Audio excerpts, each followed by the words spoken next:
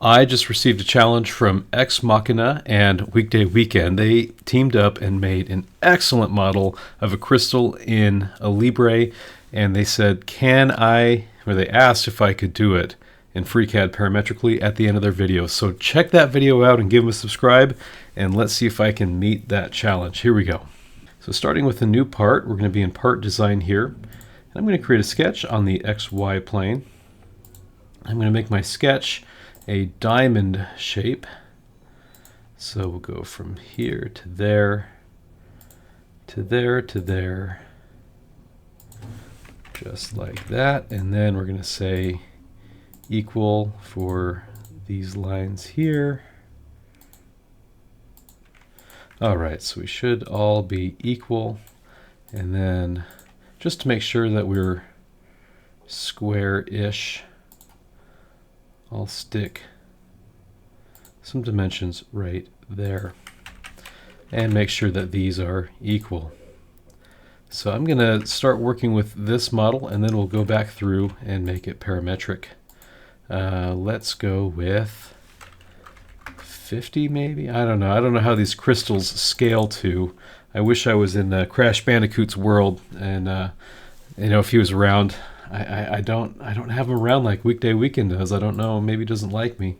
We're going to go with a meter tall. Maybe that's too tall. We're going to make it all parametric anyways, right? So from here, from our pad, I'm going to take the taper angle. Let's give it 3 and see what that looks like. Yeah, that looks crystal-ish. And now I can make a sketch. Because we started with a diamond shape, my plane intersects this edge very nicely.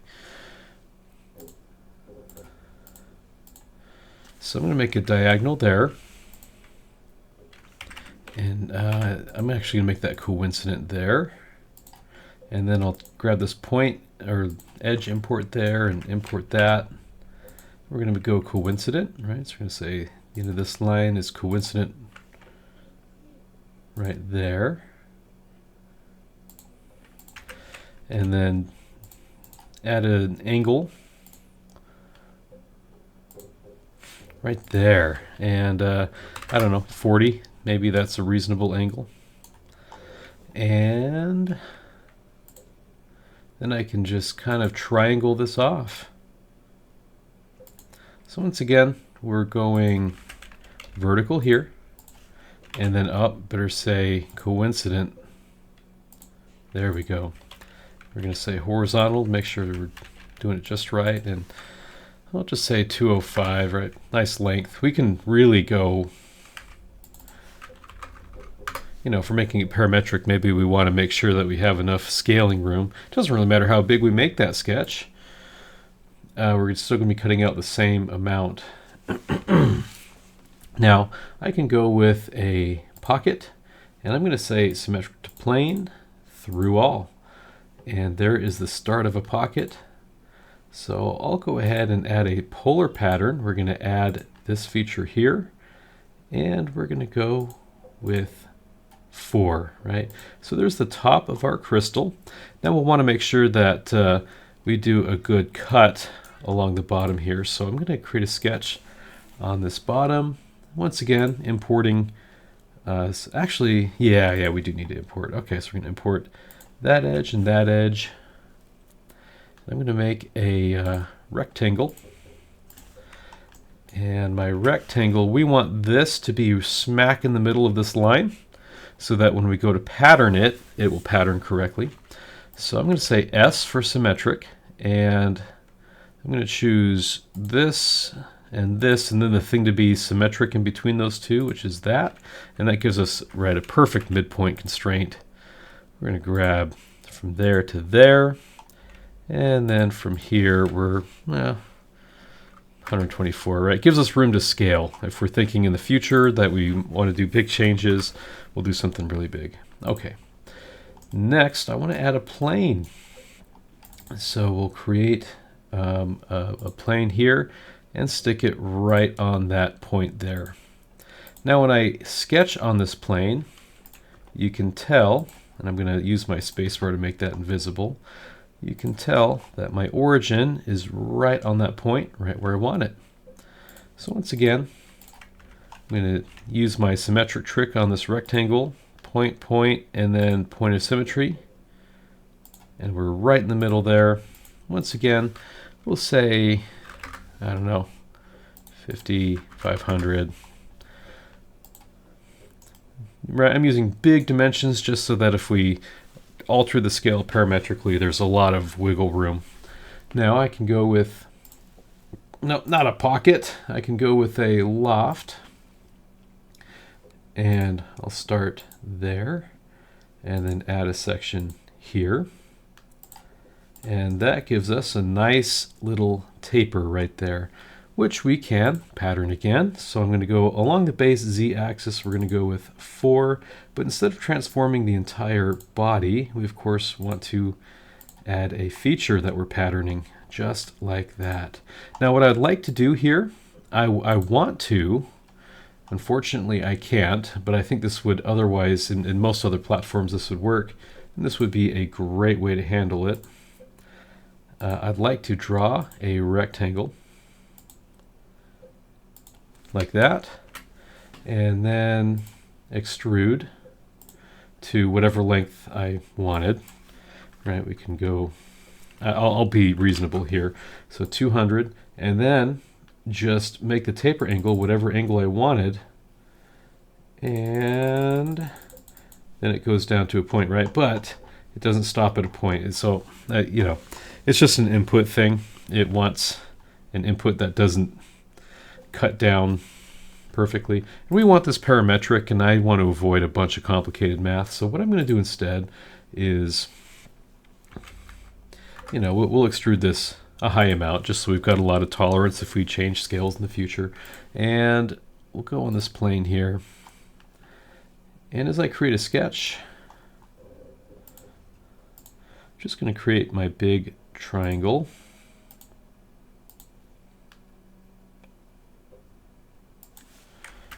And we're going to say vertical.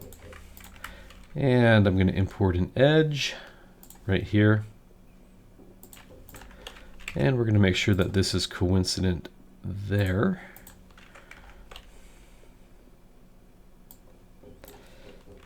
And again, giving this a dimension. Right, we're going to go really big. And then I can just make whatever angle I want. Let's say I want the base of my crystal to come down to a 45-degree pyramid. I'm going to say 45 degrees. Close. And we're just going to pocket through everything. Once again, through all, and symmetric to plane. And that's exactly what we want, because now, once again, let's do a pattern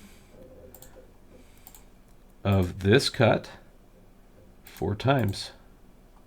Just like that, we've got the bottom of our crystal. But, you know, we're not variable driven yet, and so we will probably want to have variables drive this, as they did in the video, which was brilliant.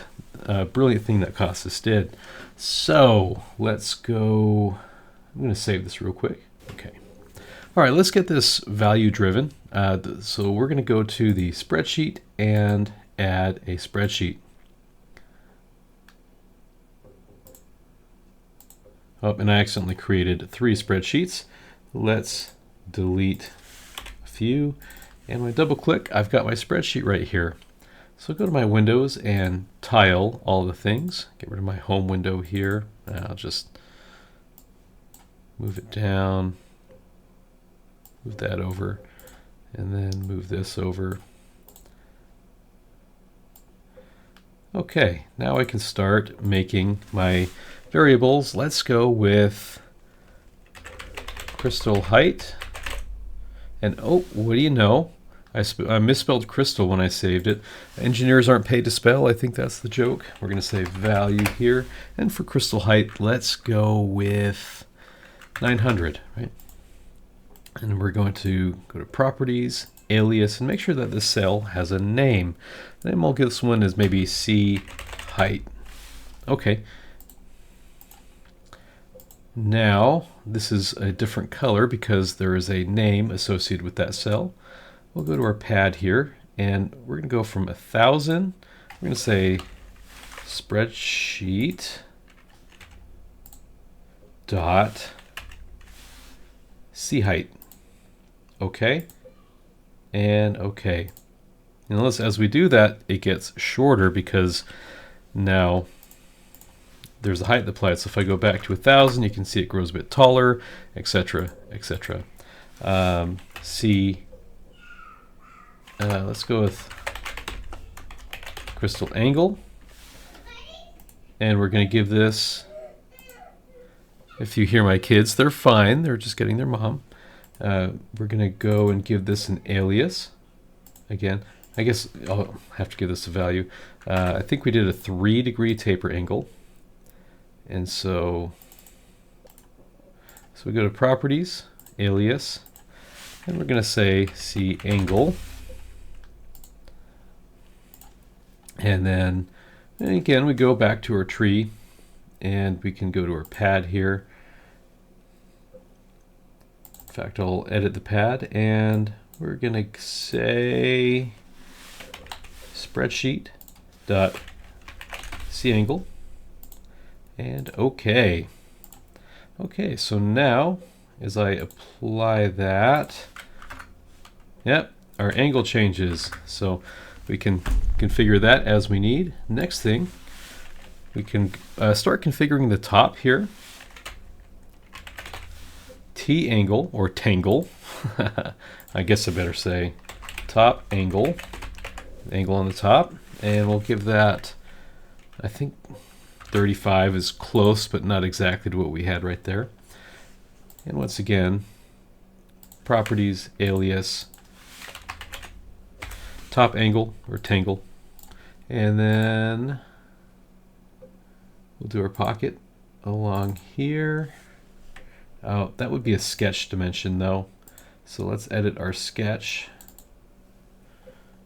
And this is going to be, click on that little angle, or that little spreadsheet sign there. Spreadsheet.tangle. T-angle, yep, that changed the angle a little bit when we applied that. So we're going to close that. And now if I say 40, we can see that our crystal updates accordingly. Okay, so we did our polar pattern, we got our datum plane. I think our datum plane is working exactly the way that we want to. We don't need to do any variables on that. Subtractive loft, right? That also seems to be driven well so far. Polar pattern, pocket. So yeah, we can add some variables if we want to customize this thing down here. I know I made it with the intent that it could, wow, I better adjust this window here. We made it with the intent that we would be able to edit it pretty well. But hopefully that's a reasonable amount that with just 3 dimensions, we were able to do quite a lot. Let's go down to 500, right? It updates just fine. Maybe we'll make it even more stocky, and the crystal angle will be 10. Wow, that's a stocky one, right? So we can do a lot of changes there with just 3 variables, and hopefully this is a great example as to how you might make a Bandicoot crystal in FreeCAD. I'm gonna maybe stick this on the printer and mail it to Adam. I don't know. Either way, thank you for watching. Please subscribe, and I'll see you in the next video.